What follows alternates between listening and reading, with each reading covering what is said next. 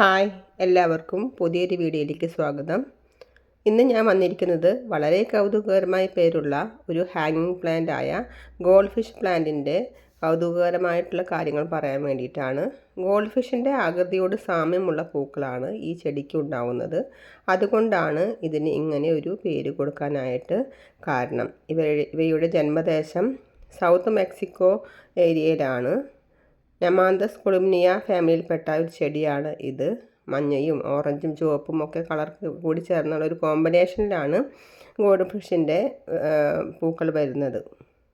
25ഓളം വെറൈറ്റിയുള്ള പൂക്കളുള്ള gold fish പ്ലാന്റിൻ്റെ ഇലകൾ ഭയങ്കര സുന്ദരമാണ്. പൂത്ത് നിൽക്കുമ്പോഴും അല്ലാത്തപ്പോഴും നല്ല വളരെ ഭംഗിയുള്ളൊരു ഹാങ്ങിങ് പ്ലാന്റ് ആണ് ഗോൾഡ് ഫിഷ് പ്ലാന്റ്. അതിന് കാരണം ചെടികളിലെ ഇലകളുടെ പ്രത്യേകതയാണ്. 3 തൊട്ട് 4 ഇഞ്ച് നീളമുള്ള ഇലകളാണ് ഇവയ്ക്കുണ്ടാവുന്നത്. ഇലകൾക്ക് നല്ല കടും പച്ച നിറത്തിൽ മെഴുകിൻ്റെ ഒരു കോട്ടിംഗ് ഉള്ള പോലെയുള്ള ഷൈനി ഗ്ലോസി ടൈപ്പാണ്. ചില വെറൈറ്റിയുടെ ഇലകൾ ചെറുതായിട്ട് നാരുകൾ പോലെ ഉണ്ടാകാറുണ്ട്. എന്നാൽ അത് പ്രത്യേകമായിട്ട് നിങ്ങൾ കാണാറില്ല. ഇതിൻ്റെ കമ്പുകൾക്ക് മാക്സിമം 3 അടി നീളം വരെ ഉണ്ടാകാറുള്ളൂ. എപ്പിഫൈറ്റ് ഇനത്തിൽപ്പെട്ട ഒരു ചെടിയാണ് ഗോൾഡ് ഫിഷ് പ്ലാന്റ്, അതായത് ഒരു പരാത വിഭാഗത്തിൽപ്പെട്ടത്. വേരുകൾ പ്രധാനമായും മറ്റു ചെടികളുടെ പോലെ മണ്ണിൽ നിന്നും വളവും വെള്ളവും വലിച്ചെടുക്കാറില്ല.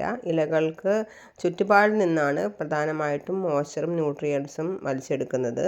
ഈ വേരുകൾ ഒരു സപ്പോർട്ടീവായിട്ട് നിൽക്കുന്നത് മാത്രമേ ഉള്ളൂ. അതുകൊണ്ട് തന്നെ പോട്ടി മിക്സ് എടുക്കുമ്പോൾ നല്ല ഡ്രെയിനിങ് സംവിധാനമുള്ള പോട്ടി മിക്സ് വേണം എടുക്കാനായിട്ട്.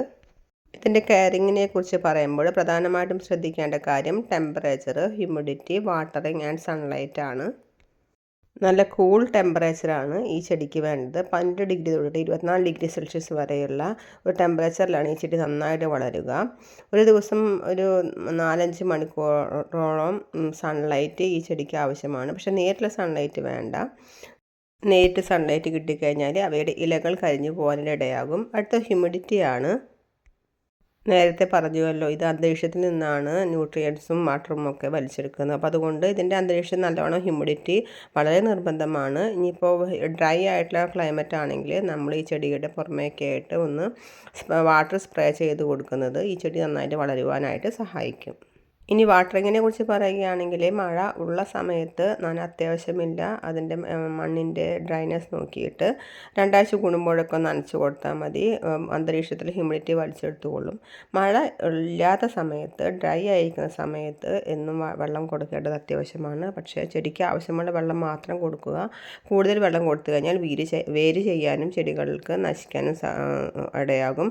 അതുപോലെ തന്നെ കൂടുതലായിട്ടും ചെടിയുടെ ചുറ്റുപാടുമുള്ള അന്തരീക്ഷത്തിൽ ഒന്ന് വെള്ളം സ്പ്രേ ചെയ്ത് കൊടുക്കുന്നതും വളരെ നല്ലതാണ്. ഇനി ഇതിൻ്റെ വളപ്രയോഗത്തെക്കുറിച്ച് പറയുകയാണെങ്കിൽ മഴ കഴിഞ്ഞ സമയത്ത് ചെടികൾ കമ്പൊക്കെ ഒന്ന് കോതി കൊടുത്തുകൊണ്ട് ഫോസ്ഫറസ് 10-30-10 എന്ന് പറയുന്ന NPK വളം ചേർത്ത് കൊടുക്കാം. അത് നേരിട്ട് ചേർക്കേണ്ട കാര്യമില്ല. ഒന്നുകിൽ വെള്ളത്തിൽ ഡയല്യൂട്ട് ചെയ്തുകൊണ്ട് ഒന്ന് ഇലകൾക്ക് ചെറുതായി സ്പ്രേ ചെയ്ത് കൊടുക്കാം. അതല്ലെങ്കിൽ ഒന്ന് ചെടികൾ വെള്ളത്തിൽ അലിയിപ്പിച്ചുകൊണ്ട് ചെടികളുടെ വേരിൽ ഒഴിച്ചു കൊടുക്കുകയും ചെയ്യാം. പ്രധാനമായും ചെടിക്ക് വരുന്ന കുറച്ച് പ്രോബ്ലംസ്: ചെടി മുരടിക്കുക, പൂക്കളില്ലാത്ത അവസ്ഥ, ഇലകൾ കൊഴിഞ്ഞു പോവുക, ഇലകൾ മഞ്ഞളിച്ച് പോകുക എന്നിവയൊക്കെയാണ്. ഇതിനൊക്കെ പ്രധാനപ്പെട്ട കാരണം ചെടികളുടെ കെയറിങ് ശരിയല്ലാത്തത് കൊണ്ടാണ്. അപ്പോൾ ഏറ്റവും പ്രധാനമായിട്ട് ഓവർ വാട്ടറിങ് ഒഴിവാക്കുക, ആവശ്യത്തിന് സൺലൈറ്റ് ഉള്ള സ്ഥലത്ത് വയ്ക്കുക. അതുപോലെ തന്നെ ഒരുപാട് വലിപ്പം കൂടിയ ചെടിച്ചട്ടികൾ ഉപയോഗിക്കാതിരിക്കുക. ചെടിയുടെ പെർഫെക്റ്റ് സൈസിനുള്ള പോട്ടുകൾ ഉപയോഗിക്കുക. അതുപോലെ തന്നെ നല്ല സൂര്യപ്രകാശം, ബ്രൈറ്റ് സൺലൈറ്റ് ഉറപ്പാക്കുക എന്നുള്ളതാണ്. ചെടിക്ക് വരുന്ന പ്രധാനപ്പെട്ട രോഗങ്ങൾ വേര് ചീയലാണ്. അതുപോലെ തന്നെ ഇലകളിൽ വരുന്ന fungal leaf spot, mosaic virus എന്നിവയൊക്കെയാണ്. ഇവയൊക്കെ മാറാൻ വേണ്ടിയിട്ട് നമ്മൾ ഇടയ്ക്ക് ചെടികളുടെ ഇലകൾ നന്നായിട്ട് നിരീക്ഷിക്കണം. ഇങ്ങനെയുള്ള പ്രാണികൾ ഏതെങ്കിലും ഉണ്ടെങ്കിൽ അതിന് പറ്റിയിട്ടുള്ള ഇൻസെക്ടിസൈഡ് ഉപയോഗിക്കുക.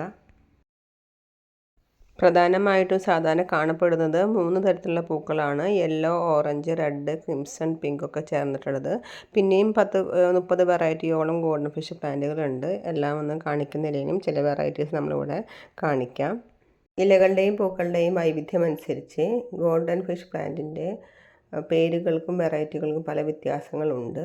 സാധാരണയായി നമ്മൾക്ക് ഈ മഞ്ഞയും ചുവപ്പും കലർന്നിട്ടുള്ള കളറുകളാണ് കേരളത്തിൽ ലഭ്യമായിട്ടുള്ളത്. ഇവയൊക്കെ മറ്റുള്ള രാജ്യങ്ങളിൽ സുലഭമായിട്ടുള്ള ഗോൾഡൻ ഫിഷ് പ്ലാന്റുകളാണ്.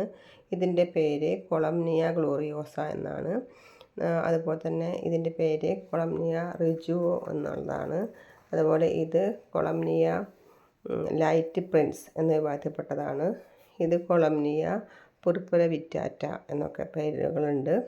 ഇനി ഇതിൻ്റെ പ്രൊപ്പഗേഷനെ കുറിച്ച് പറയുകയാണെങ്കിൽ ഇത്ര പോകുന്ന ചെറിയൊരു തൈ എടുത്തിട്ട് ചെടിയിൽ ചെറിയൊരു കമ്പെടുത്ത് നമുക്ക് വേര് പിടിപ്പിക്കാം. അതല്ലെങ്കിൽ ലെയറിങ് വഴി ചെയ്യാം. ഇതുമല്ലെങ്കിൽ ചെടി ധാരാളമായിട്ട് തിങ്ങി നിറയുമ്പോൾ വേറെ നമ്മൾക്ക് അടർത്തി മാറ്റിയിട്ട് വേറെ കുഴിച്ചിടാം. ഇങ്ങനെയൊക്കെ നമ്മൾക്ക് ഗോൾഡൻ ഫിഷ് പ്ലാന്റ് പ്രൊപ്പഗേറ്റ് ചെയ്തെടുക്കാവുന്നതാണ്. എന്തായാലും അതിമനോഹരമായ ന്യൂ വെറൈറ്റിയുടെ ഗോൾഡൻ ഫിഷ് പ്ലാന്റിൻ്റെ വിശേഷങ്ങളൊക്കെ നിങ്ങൾ അറിഞ്ഞല്ലോ. നല്ലൊരു ചെടി 150 രൂപ 175 രൂപയാണ് ഇവയുടെ വില.